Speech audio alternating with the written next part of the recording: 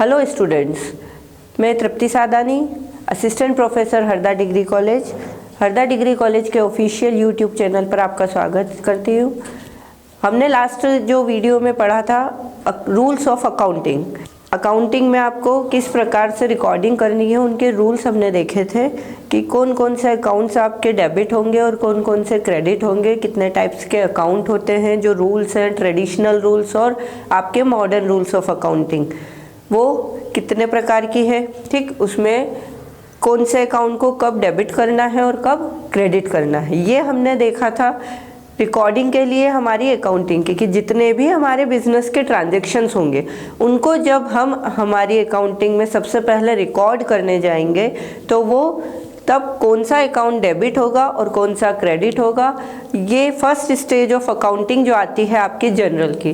ठीक, जनरल में हम सबसे पहला ट्रांजैक्शन जो है वो जनरल में करते हैं, ट्रांजैक्शन की रिकॉर्डिंग। ठीक, तो जनरल क्या है? ठीक, तो general is the first book of accounting. सबसे पहली किताब बोला जाता है जनरल को, जिसमें आप ट्रांजैक्शंस को प्रॉपर रूल्स एंड रेगुलेशन के तहत डेबिट और क्रेडिट करते हैं और उनकी रिकॉर्डिंग करते हैं। ठीक है, जो हमने बुक कीपिंग का पार्ट पढ़ा है, बुक कीपिंग में जो होता है वो 3 पार्ट आते हैं आपके। ठीक, सबसे पहला इसमें मेमोरेंडम बुक आती है, देन जनरल आता है, देन आपका लेजर आता है। ठीक, मेमोरेंडम बुक और जनरल जो दोनों चीज़ें हैं। ठीक, मेमोरेंडम बुक में हम जो ट्रांजैक्शन कर रहे हैं वो रफली कहीं ना कहीं हम लिख दे रहे हैं, ताकि जब दिन ख़त्म होने पर हम उन ट्रांजैक्शंस को जनरल में रिकॉर्ड करें तब वो हमें याद रहे। ठीक, जिसको देखकर हम जनरल में ट्रांजैक्शन करते हैं। जब बड़े बड़े बिजनेसेस में क्या होता है, बहुत ज़्यादा ट्रांजैक्शन डेली बेसिस पे होते हैं, तब पूरे ट्रांजैक्शन हम दिन के आखिरी में याद नहीं रख सकते, तो हम एक रफली बुक में क्या करते हैं, उन ट्रांजैक्शंस को लिखते रहते हैं। जैसे आप देखते हैं शॉप्स पर एक छोटा बिल का कट्टा टाइप रहता है, बिल बुक रहती है। ठीक, जिस पर आपको क्या दिया जाता है, बिल बनाकर दिया जाता है, तो वो उसका एक कार्बन कॉपी व्यापारी के पास रहता है। उस कार्बन कॉपी से वो क्या करते हैं, जनरल में रिकॉर्डिंग करते हैं। तो जनरल क्या है, हमारी रिकॉर्डिंग की, हमारी अकाउंटिंग की पहली किताब होती है जिसमें हम प्रॉपर ट्रांजैक्शन को रूल्स एंड रेगुलेशन के अंतर्गत रिकॉर्ड करते हैं। ठीक, बुक्स ऑफ बुक कीपिंग मैंने बताया, बुक कीपिंग में हम 3 बुक्स मेनली होती है। ठीक, मेमोरेंडम बुक, ये बुक वो व्यापारी रखते हैं, ये आवश्यक बुक नहीं है। ठीक, ये बुक वो व्यापारी रखते हैं जहाँ डेली बेसिस पे बहुत ज़्यादा मात्रा में ट्रांजैक्शंस होते हैं और जो याद नहीं रखे जा सकते। ठीक, तो आप एक मेमोरेंडम बुक, इस बुक को आप रफ बुक भी बोल सकते हैं। जैसे हम स्कूलों में या कॉलेजेस में जो पढ़ते हैं तो एक रफ बुक बनाते हैं, रफ कॉपी एक फेयर होती है, तो रफ में हम लिखकर फिर फेयर में अच्छी प्रॉपर तरीके से उसको सजा कर लिखते हैं। ठीक है, तो वैसे ही जनरल में जब हम रिकॉर्ड करने जाते हैं तो वो प्रॉपर एक फॉर्मेट में होता है। ठीक, तो हर ट्रांजैक्शन को रफली देखकर फिर उसको प्रॉपर फॉर्मेट में इनपुट किया जाता है। ठीक, तो इसको आप रफ बुक भी कह सकते हैं, वेस्ट बुक भी कहा जाता है। ठीक है, और लॉन्ग बुक भी कहा जाता है। मेमोरेंडम बुक ये सभी के लिए कंपलसरी नहीं होती है, मेनली जो रहती है वो जनरल रहती है। ठीक, तो आपकी बुक कीपिंग का काम जो है कहाँ तक है, सबसे पहले जो ट्रांजैक्शन हो रहा है उसको लिख कर रखना, देन उसको जनरल में प्रॉपर रिकॉर्ड करना, और जनरल से फिर जितने भी अकाउंट्स आपके जितने प्रभावित हो रहे हैं डेबिट या क्रेडिट में, उनका अलग अलग क्लासिफिकेशन करना, अपना पर्सनल अकाउंट ओपन करना। ठीक है, कि एक ही जगह आपको पूरा परचेस की इन्फॉर्मेशन मिल जाएगी, एक ही जगह सेल्स की इन्फॉर्मेशन मिल जाएगी, एक सेल्स अकाउंट ओपन कर। तो यहाँ लेज़र में हम क्या करेंगे, जनरल की हेल्प से लेज़र में पर्टिकुलर हर एक अकाउंट को इंडिविजुअल ओपन करेंगे, मतलब क्लासिफिकेशन करेंगे। जो आपकी स्टेजेस ऑफ अकाउंटिंग है, journal is a recording of accounting and ledger is the आपका क्लासिफाइंग ऑफ अकाउंट्स। ठीक, सबसे पहले जो हमारी मेमोरेंडम बुक आती है, जिसको हम क्या कहते हैं, वेस्ट बुक या रफ बुक भी कहते हैं, जो जिसमें हम हमारे ट्रांजैक्शंस को जगह देते हैं। ठीक, तो ये इमीडिएटली जब वो ट्रांजैक्शन होता है उस टाइम किया जाता है। ठीक, मेमोरेंडम बुक में उस ट्रांजैक्शन को उस टाइम पर हम लिखेंगे। बिजनेस के जो ट्रांजैक्शन जिस टाइम होते हैं उस टाइम हम बुक में, मेमोरेंडम बुक में, या आप उसको बिल बुक भी कह सकते हैं। अगर आपके व्यापार में आप बिल बुक अपना रहे हैं, ठीक, तो बिल बुक भी कह सकते हैं। तो व्यापारी उस ट्रांजैक्शन को भूले ना, ठीक, तो वो उसी टाइम क्या करता है, मेमोरेंडम बुक में लिखकर रख लेता है रफली। फिर बाद में दिन के आखिरी में, हफ्ते के आखिरी में, ठीक है। जनरल जो है उसका एक प्रॉपर पीरियड नहीं है कि आप कब बनाएंगे, ठीक, उसको आप आपकी सुविधा के अनुसार, व्यापारी क्या करता है, अपनी सुविधा के अनुसार उसको लिखता है मेमोरेंडम बुक की हेल्प से, ठीक। जब उसके पास टाइम होगा उस टाइम या तो वो खुद अकाउंटिंग करता है, रिकॉर्डिंग करता है, या फिर वो क्या करेगा, एक अकाउंटेंट अपॉइंट करेगा जो इन सारे अकाउंट्स की इंफॉर्मेशन को, इन रिकॉर्डिंग्स को वो प्रॉपर अकाउंट्स में को हैंडल करता है। क्लियर। तो memorandum book is not a necessary, compulsory नहीं है, ये व्यापारी अपनी ज़रूरत के अनुसार रखते हैं। क्लियर। देन नेक्स्ट आता है आपका जनरल।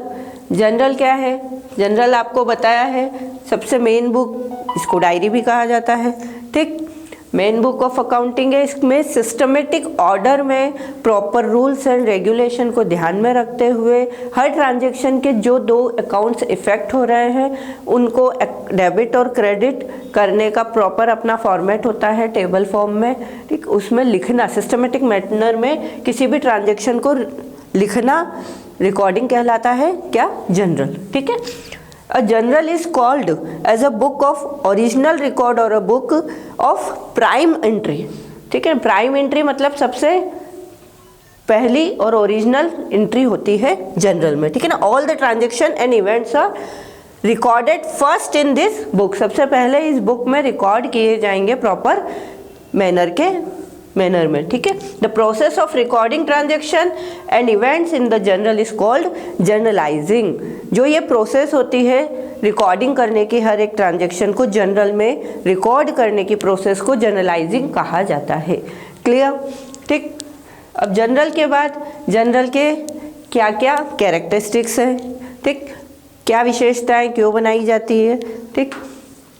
तो जनरल का जो मेन है ये डेली अकाउंटिंग रिकॉर्ड्स को मेंटेन करती है, ठीक, सबसे पहला। उसके बाद आपका डे टू डे ट्रांजैक्शन जो है वो क्रोनोलॉजिकल ऑर्डर में इसको रखा जाता है, मतलब डेट वाइज, ठीक। 1 तारीख, 2 तारीख, 3 तारीख, इस तरह से डेट वाइज इसके ट्रांजैक्शन जो है वो आप रिकॉर्ड करेंगे। इसमें आगे पीछे आपकी रिकॉर्डिंग नहीं होगी ट्रांजैक्शंस की, क्यों, क्योंकि हम एक पर्टिकुलर अकाउंटिंग पीरियड में अकाउंटिंग करते हैं। तो आप अगर फाइनेंशियल ईयर हम जो अपनाते हैं उसमें 1 अप्रैल, अगर अभी हम करंट ईयर देखें तो 1 अप्रैल 2024 से 31 मार्च 2025 तक की अकाउंटिंग आपको एक टाइम पीरियड की अकाउंटिंग एक बुक में रखी जाती है। तो डेट वाइज के ट्रांजेक्शन ही इसमें उसी ऑर्डर में आप क्या करेंगे, रिकॉर्ड करेंगे। पर्टिकुलर मंथ का उसी मंथ की डेट वाइज आप एंट्री करेंगे। It record both the debit and credit expect. जितने भी ट्रांजैक्शन है उनमें 2 अकाउंट प्रभावित होंगे, क्यों, क्योंकि डबल एंट्री सिस्टम बेस्ड हमारी अकाउंटिंग है। एक अकाउंट आपका डेबिट का होगा और एक क्या होगा, क्रेडिट होगा। 2 इम्पैक्ट होंगे हर एक ट्रांजैक्शन में। Clear. It shows the complete details of a transaction in 1 entry. एक एंट्री को देखकर आप उस ट्रांजेक्शन का पूरा पता कर सकते हैं। अगर हमने कोई व्यापार में माल खरीदा है, ठीक है, तो अगर हमारी ट्रांजेक्शन लिखा है purchase account debit to cash account, तो यहाँ हम उसको देखकर क्लियर समझ सकते हैं कि हमने नगद माल खरीदा है पर्टिकुलर डेट पे। क्लियर। अगर हम लिखते हैं purchase account debit to Ram, इसमें जो है इसके ट्रांजैक्शन के साथ आप उसकी रिकॉर्डिंग को क्या करते हैं, उसमें एक नरेशन होती है जिसमें proper short summary of transaction होता है। अगर लिख दिया परचेस गुड्स, माल खरीदा, ठीक है, तो माल खरीदा, अब खरीदा है तो कैसा खरीदा है, तो आपने डेबिट और credit, purchase account debit to cash account लिखा है, मतलब माल नगद खरीदा है। इससे हम उस ट्रांजैक्शन को क्या कर सकते हैं, पूरा समझ सकते हैं एक एंट्री को देखकर कि कौन सा ट्रांजैक्शन व्यापार में हुआ है। Clear. Brief explanation of each general entry, her general entry की ब्रीफ आप क्या कर सकते हैं, एक्सप्लेन कर सकते हैं, जिसको नरेशन कहते हैं। ठीक, उस नरेशन में आप ये लिखते हैं कि क्या ट्रांजेक्शन हुआ था। ठीक, एक्सप्लेनेशन आपको उस एंट्री का, डेबिट और क्रेडिट का, अकाउंट्स का देना होगा। नेक्स्ट हम देखते हैं all journal entries are based on vouchers और आपके रिटर्न डॉक्यूमेंट्स, जो हमारी मेमोरेंडम बुक या वाउचर्स के थ्रू या बिल बुक के थ्रू हम रफली जो रख रहे हैं ट्रांजैक्शन का रिकॉर्ड, उसके आधार पर, उसके बेस पर जनरल हम करते हैं। तो जितने भी एविडेंस हैं ये क्या हैं, ये हमारी memorandum book, vouchers, bill book, invoices, वो हमारे एविडेंस होते हैं जिनकी हेल्प से हम जनरल में ट्रांजैक्शन करते हैं। तो फर्स्ट एविडेंस वही कहलाते हैं जहाँ से हमने क्या किया है, जनरल में रिकॉर्डिंग की है। Clear? It shows the complete and separate story of transaction. एक एक एंट्री अपनी सेपरेट एंट्री होती है। ठीक, हर ट्रांजैक्शन की क्या होगी, अपना अपना एक सेपरेट एरिया होता है। क्लियर? जनरल के अंदर a single general entry is capable, मतलब एक सिंगल जनरल एंट्री अपने आप में कैपेबल होती है एक से ज़्यादा ट्रांजेक्शन्स को एक साथ शो करने में। कंपाउंड जनरल एंट्री, इसमें टाइप्स ऑफ एंट्री हम पढ़ेंगे, टाइप्स ऑफ जनरल एंट्रीज। तो कंपाउंड जनरल एंट्री जो होती है वो अपने आप में कैपेबल होती है, हम एक साथ अगर एक ही दिन में, ठीक है, कई लोगों को सेल करते हैं। देखो, sales, cash sales, credit sales, अगर आपने नगद विक्रय एक साथ दिन भर में कई लोगों को किया है तो हम एक साथ भी उसको कंपाउंड एंट्री में डाल सकते हैं। आपको 10 बार सेल्स अकाउंट को क्रेडिट करने की ज़रूरत नहीं है, आप एक बार के सेल्स अकाउंट में ही क्या कर सकते हैं, एंट्री उन 10 ही सेल्स के 10 बार आपने जो सेल किया है पर्टिकुलर डेट में, एक ही दिन में। ठीक, तो वो हम एक साथ मिलाकर पूरा लिख सकते हैं। तो एक जनरल एंट्री अपने आप में कैपेबल होती है one and more than one आपकी एंट्रीज को कंपाउंड करने के लिए। ठीक है, it is a basic book, original book है ये। ठीक, बेसिक बुक है, सबसे प्राइमरी बुक है, फर्स्ट बुक जिसको कहा जाता है। ठीक है ना। जनरल के अंतर्गत, ठीक, सारे ट्रांजेक्शन्स में डेबिट और क्रेडिट कॉलम हमेशा इक्वल होगा। ठीक, जितने ट्रांजैक्शन हम कर रहे हैं उसमें डेबिट अमाउंट और क्रेडिट अमाउंट का जो कॉलम रहता है वो हमेशा लास्ट में इक्वल आता है। मतलब हर पर्टिकुलर इंडिविजुअल ट्रांजैक्शन को भी अगर आप देखेंगे कि अगर आप जो सिंगल जनरल एंट्री देख रहे हैं तो उस जनरल एंट्री का टोटल भी हमेशा दोनों बोथ अकाउंट्स का इक्वल आएगा। ऐसा नहीं है कि 10,000 का माल खरीदा और आपने 8,000 पे किया है। ठीक, 2,000 आपका अगर बाकी है या आपने 9,500 9,500 पे किया है, 500 का डिस्काउंट मिला है तो डिस्काउंट भी आपको शो करना पड़ेगा। ठीक है ना, डिस्काउंट इज इनकम, आपको मिला है डिस्काउंट। तो इस तरह से 10,000 आपको दोनों साइड इक्वल रखना पड़ेगा अकाउंट्स में। तो ये कंपाउंड इंटरेस्ट में एक साथ भी आप कर सकते हैं। क्लियर? कभी भी ऐसा नहीं होगा कि 10,000 का माल खरीदा और 8,000 पे किया है तो 10 और 8 शो करेंगे आप। उस 2,000 का आपको एक्सप्लेनेशन देना होगा। ठीक है, दोनों साइड आपको क्या करना होगा, इक्वल अमाउंट्स करने होंगे। जनरल में हमेशा डेबिट और क्रेडिट कॉलम क्या होगा, हमेशा इक्वल आएगा, चाहे वो सिंगल एंट्री का हो या कंबाइन पूरे जनरल का हो मंथली। ठीक है ना, आपके एक महीने के पूरे ट्रांजेक्शन किए फिर हमने टोटल लगाई तो दोनों साइड हमेशा टोटल इक्वल होगी। क्लियर? अब हम देखते हैं हमारा जनरल का फॉर्मेट। ठीक है ना, जनरल में हम रिकॉर्डिंग किस फॉर्मेट में करेंगे, प्रॉपर रूल्स एंड रेगुलेशन को ध्यान में रखते हुए। ये देखिए, डेट, सबसे पहले आपको ट्रांजैक्शन की डेट दिखानी है कि पहले कॉलम में आपको क्या लिखना है, पर्टिकुलर ट्रांजैक्शन किस डेट पर हुआ है। देन डिस्क्रिप्शन, पर्टिकुलर के कॉलम में आपको पूरा ट्रांजैक्शन में कौन कौन से 2 अकाउंट इफेक्ट हो रहे हैं और साथ में उसकी नरेशन, उसका ब्रीफ डिस्क्रिप्शन कि क्या ट्रांजैक्शन हुआ था। क्लियर? थर्ड कॉलम आपका आएगा लेजर फोलियो का। लेजर फोलियो के अंतर्गत जो है हम पर्टिकुलर ट्रांजैक्शन बिजनेस में यहाँ जो अकाउंट डेबिट या क्रेडिट कर रहे हैं वो पर्टिकुलर अकाउंट लेजर में हमने कहाँ पर ओपन किया है, ये वो नंबर्स रहते हैं। ठीक, एज ए स्टूडेंट हम जब ये जनरल यूज़ करते हैं तो इस कॉलम में हम कुछ नहीं लिखते। क्यों? क्योंकि ये प्रैक्टिकली जब यूज़ में आता है बिजनेस में तब हम इसको फिल करते हैं। क्लियर? तो ये कॉलम हमारा खाली रहेगा। ठीक, नेक्स्ट आएगा आपका डेबिट अमाउंट, मतलब जो अकाउंट पर्टिकुलर के कॉलम में आपने डेबिट किया है उस अकाउंट की अमाउंट। ठीक, मेजरमेंट करके, आपको मेजर करके पर्टिकुलर, क्यों, क्योंकि हम यहाँ पे मनी मेजरमेंट कंसेप्ट है हमारा कि जो ट्रांजैक्शन मुद्रा में, रुपयों में आके जा सकते हैं, जिन्हें मापा जा सकता है, वही ट्रांजैक्शन यहाँ रिकॉर्ड होंगे। तो उसका मौद्रिक मूल्य क्या होगा, डेबिट अकाउंट का डेबिट में, देन क्रेडिट अकाउंट के सामने क्रेडिट में। जो अकाउंट यहाँ हम क्रेडिट करेंगे उसके आगे हमको उसकी वैल्यू लिखनी है। तो हम अगर एज ए एग्जाम्पल एक जनरल देखते हैं कि हम इस फॉर्मेट में कैसे ट्रांसप्लांट करेंगे उस ट्रांजेक्शन को। तो डेट में सबसे पहले तो हम ईयर देखेंगे कि कौन सा फाइनेंशियल ईयर हमारा है। तो अगर हम यहाँ देखें, अगर हम 2024-25 के ट्रांजेक्शन कर रहे हैं तो यहाँ हमने डेट में क्या डाला है, सबसे पहले ईयर, ठीक। अब मंथ, कौन से मंथ के ट्रांजेक्शन आप अभी करेंगे, तो अगर हम देखो डेली बेसिस पे ट्रांजेक्शन हो रहे हैं, तो अभी हमारा मंथ क्या चल रहा है, मार्च एंडिंग, 31 मार्च 2025 को हमारा ईयर समाप्त हो जाएगा। तो मार्च एंडिंग में मतलब हम मार्च के ट्रांजेक्शन लिख रहे हैं, ये मान के चलते हैं कि हम यहाँ क्या कर रहे हैं, मार्च के ट्रांजेक्शन। तो अगर हमने 2 मार्च को, 1 मार्च को कोई ट्रांजेक्शन नहीं हुआ, ठीक, 2 मार्च को हमने ट्रांजेक्शन किया है, तो यहाँ लिखेंगे हम 2 मार्च, ठीक, ये ट्रांजेक्शन की डेट हो गई। अब पर्टिकुलर में ट्रांजेक्शन क्या है, तो हम अगर कहें कि 2 मार्च को हमने 20,000 का माल खरीदा, ठीक, परचेज गुड्स फॉर कैश, माल खरीदा है आपने 20,000 का 2 मार्च को, तो सबसे पहले आप 2 अकाउंट डिसाइड करेंगे कि माल खरीदने पर कौन कौन से 2 अकाउंट इफेक्ट हो रहे हैं, चाहे वो ट्रेडिशनल के हो या मॉडर्न रूल्स, कोई से भी आप फॉलो कर सकते हैं। तो हम अगर ट्रेडिशनल रूल देखें तो जब हम माल खरीदते हैं तो वो वस्तु व्यापार में क्या होती है, माल आती है। मतलब आपने माल खरीदा है तो आप आपकी शॉप पे क्या करेंगे, स्टॉक मेंटेन कर रहे हैं, तो माल व्यापार में आ रहा है, तो रियल अकाउंट, ठीक है, यहाँ पर हम रियल अकाउंट इफेक्ट होगा डेबिट साइड, ठीक। वस्तुगत खाता, क्या वस्तु आ रही है व्यापार में, व्हाट कम्स इन, गुड्स, ठीक, किस रूप में आ रहा है, परचेस के रूप में आ रहा है। परचेस और सेल 2 फॉर्म में इसको डिवाइड कर दिया जाता है, ठीक है। तो यहाँ गुड्स अकाउंट डेबिट या परचेस अकाउंट डेबिट हम करेंगे, एक अकाउंट हमारा इफेक्ट हुआ, डेबिट साइड क्या, रियल अकाउंट, गुड्स अकाउंट, ठीक। संपत्ति खाता कौन सा है, ये गुड्स।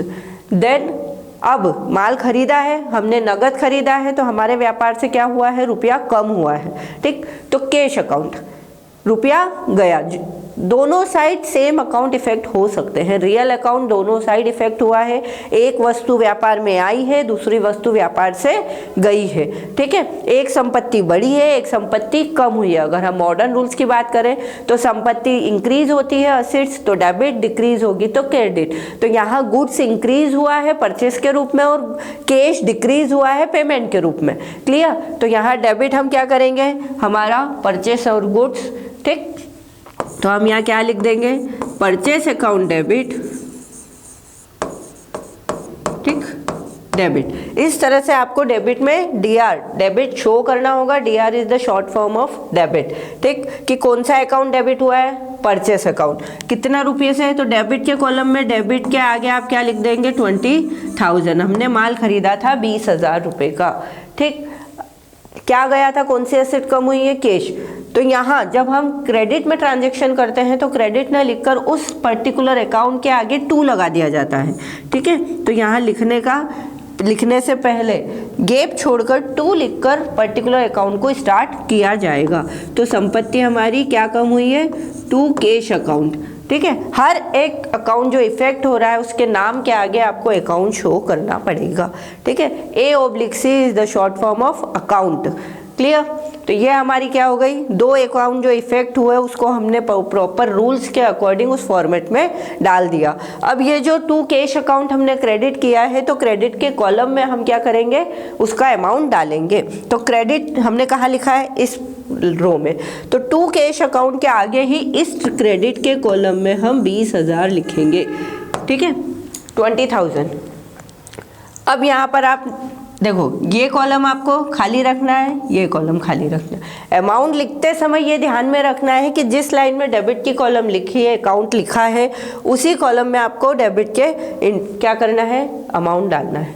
देन क्रेडिट में क्रेडिट के सामने, ठीक है, मतलब इसके सामने यहाँ लिखाएगा और इसके सामने आप यहाँ लिखेंगे, क्लियर है। तो ये क्या होगा, स्लैंट लाइन में लिखाएगा। हॉरिजेंटल या वर्टिकल नहीं लिखाएगा। आप यहाँ से यहाँ नीचे भी नहीं लिख सकते और यहाँ इस तरह से भी आप शो नहीं कर सकते साथ में, ठीक है। तो ये आपके दो अकाउंट इफेक्ट हुए। अब बात आती है नरेशन की। Narration, brief description. यहाँ हम जब नरेशन लिखेंगे थर्ड लाइन में, ठीक है, तो हम क्या किया है, हमने माल खरीदा है, तो हम इसको एक शॉर्ट समरी के रूप में भी लिख सकते हैं। क्या किया है, बीइंग गुड्स परचेज्ड, ठीक है, क्या किया आपने, माल खरीदा है। ये आपका एक ट्रांजैक्शन कंप्लीट हुआ। ये सेपरेट एक एंट्री है, ठीक है ना। ये एंट्री अपने आप में आपको पूरा ट्रांजैक्शन समझ में आ जाएगा केवल इतना पढ़ने से ही कि भैया माल आया है और रुपया गया है, तो माल खरीदा, नगद खरीदा, ठीक है ना। यहाँ पे फॉर कैश लिखना ज़रूरी नहीं है। यहाँ कैश को देखकर ही क्लियर हो रहा है कि 20,000 हमने पे किया है। क्लियर है। ये आपका क्या है, एक ट्रांजैक्शन जिसको हमने पर्टिकुलर फॉर्मेट में शो करके समझाया है, ठीक।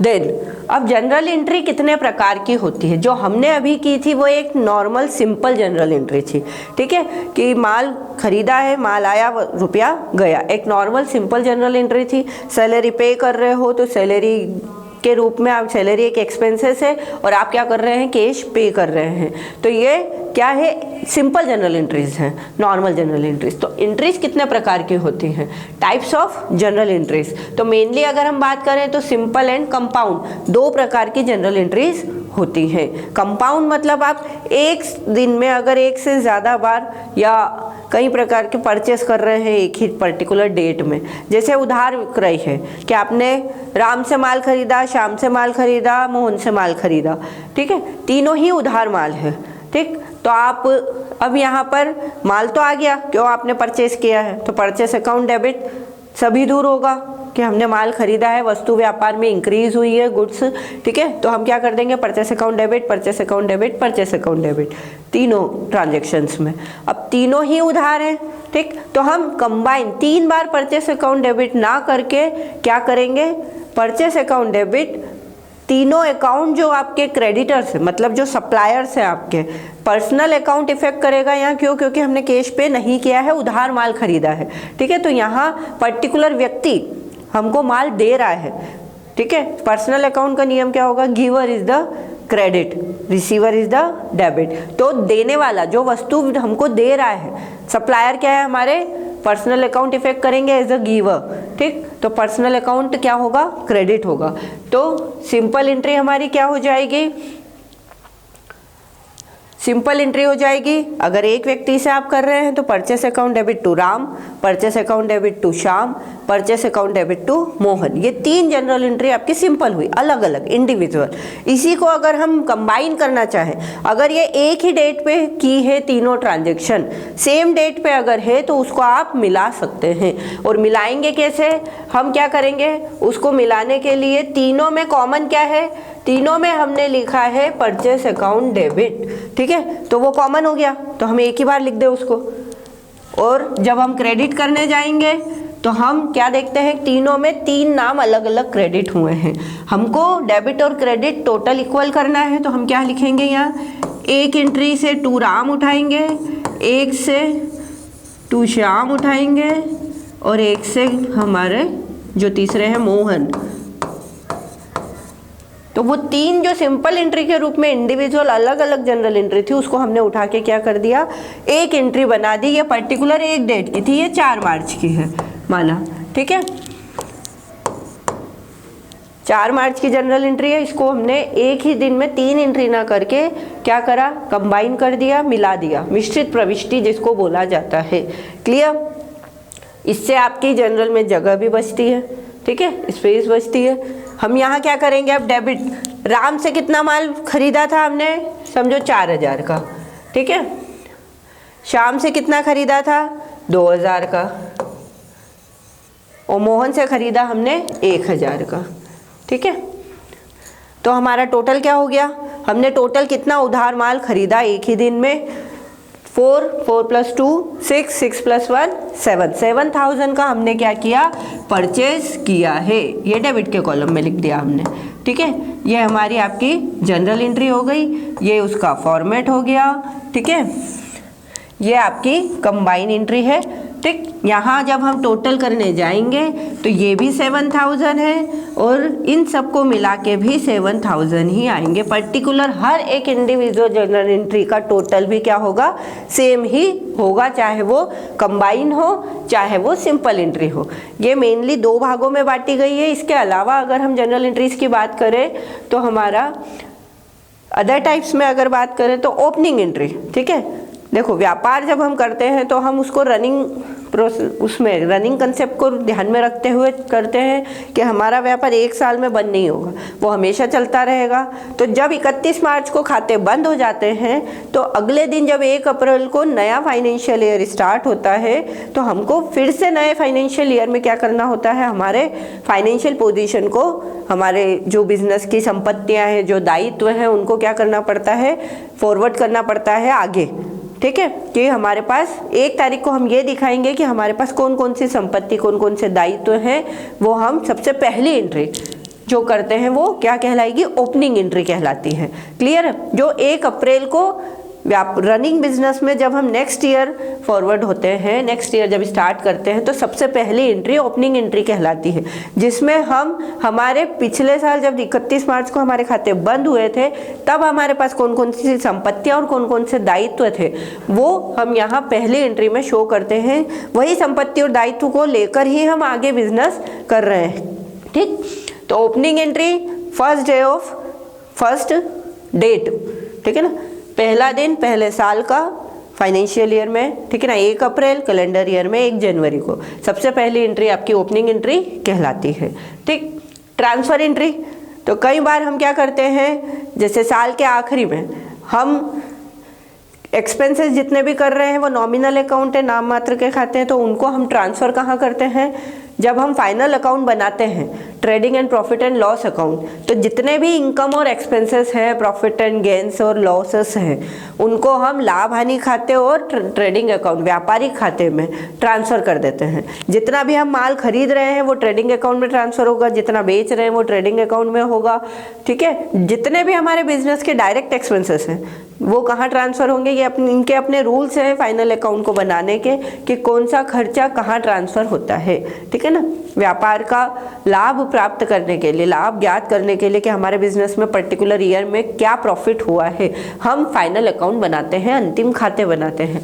तो ट्रांसफ़र एंट्री हम कब करेंगे, जब पर्टिकुलर इनकम एक्सपेंसेस को या पर्टिकुलर अमाउंट को हम किसी फाइनल अकाउंट में ट्रांसफ़र कर रहे हैं। क्लियर है। क्लोजिंग एंट्री, साल के आखिरी में जितनी संपत्ति और दायित्व बैलेंस शीट में हमारे पास है, ठीक है, जिस साल, देखो करंट ईयर की क्लोजिंग एंट्री नेक्स्ट ईयर के लिए ओपनिंग एंट्री कहलाती है, उसको उधर ट्रांसफर कर दिया जाता है। ठीक, रेक्टिफाइंग एंट्री अगर कहीं कोई गलती पता चलती है कि जैसे 31 मार्च में हम जब अकाउंट को रेक्टिफाई करते हैं, उनमें गलतियां ढूंढते हैं, फाइनल अकाउंट बनाते हैं, ट्रायल बैलेंस बनाते हैं, तब जब हमारा ट्रायल बैलेंस या कहीं गलतियां अगर पकड़ में आती हैं तो उनको हम सुधार करते हैं। कई बार क्या होता है, देखो ये जो रिकॉर्डिंग होती है चाहे वो मैनुअली हो या कंप्यूटराइज हो, करने वाला इंसान है। ठीक, तो हर एक व्यक्ति से कहीं ना कहीं कोई गलती हो सकती है। हम कई बार 2500 को 5200 भी लिख सकते हैं। ठीक है, हमने क्या किया, 25 को लिख दिया 52, 25 को 52 लिख दिया तो अमाउंट डिफरेंस हो गया। ठीक, तो ये जो गलतियां हैं वो कई गलतियां जो है वो ट्रायल बैलेंस में पकड़ में आ जाती हैं, तो उनको सुधारा जाता है। 31 मार्च को अंतिम खाते बनाने से पहले सुधार एंट्रियां होती हैं। ठीक है, तो जितनी भी गलतियां या अशुद्धियां पकड़ में आती हैं उनको हम क्या करते हैं, सही करते हैं। ठीक, तो ये रेक्टिफाइंग एंट्री कहलाती है। एडजस्टमेंट एंट्रीज मतलब जितने भी आपके साल के आखिरी में आउटस्टैंडिंग, प्रीपेड या ऐसे कोई एक्सपेंसेस जो ईयरली, जैसे डेप्रिसिएशन है, साल के आखिरी में आपकी स्थायी संपत्ति पर लगाया जाएगा, तो वो 31 मार्च को एडजस्टमेंट एंट्री के रूप में आपका डायरेक्ट फाइनल अकाउंट में शो होगा। ठीक है, तो ये एडजस्टमेंट एंट्री भी आपकी ईयर एंडिंग में होंगी। ठीक, कॉन्ट्रा एंट्री क्या होती है, तो देखो सारे ट्रांजैक्शन, हर एक बिजनेस में बिजनेसमैन क्या करता है, बैंक अकाउंट ओपन करते हैं, ठीक है। तो बैंक के पास जो पासबुक होती है, पासबुक में वो बैंक से रिलेटेड ट्रांजैक्शन डालते हैं, ठीक। और हम हमारे पास जो कैश बुक रखते हैं, 3 कॉलम कैश बुक या double column cash book, cash plus bank वाली, उसमें भी हम बैंक के ट्रांजैक्शन लिखते हैं। तो जो कॉन्ट्रा एंट्रियाँ होती हैं कि जैसे आपने बैंक में रुपया जमा किया, बैंक से रुपया निकाला, ठीक है, cash deposited into bank, cash withdrawal by आपका कैश विड्रॉल फ्रॉम बैंक। तो बैंक से रुपया निकालना और जहां एक तरफ कैश अकाउंट और दोनों साइड आपको ट्रांजैक्शन दिखाना है, ठीक है, सेम अमाउंट का, वो कॉन्ट्रा एंट्रियाँ कहलाती हैं, ठीक है। तो ये हमारे क्या थे, जनरल के, हमारी जितनी भी हम ट्रांजैक्शंस को जनरल में रिकॉर्ड करते हैं उनके प्रकार, ठीक है। क्लियर है आपको? आज के हमने जो जनरल का टॉपिक पढ़ा, अब इसके बाद जो हमारा नेक्स्ट टॉपिक रहेगा लेजर का, कि जनरल्स में जितने भी ट्रांजैक्शन, जितने अकाउंट आपने डेबिट और क्रेडिट किए हैं, उनका इंडिविजुअल फॉर्म में आप क्या कर रहे हैं, एक अकाउंट ओपन कर रहे हैं सेपरेट, ठीक है, classifying of accounting. Okay, thank you.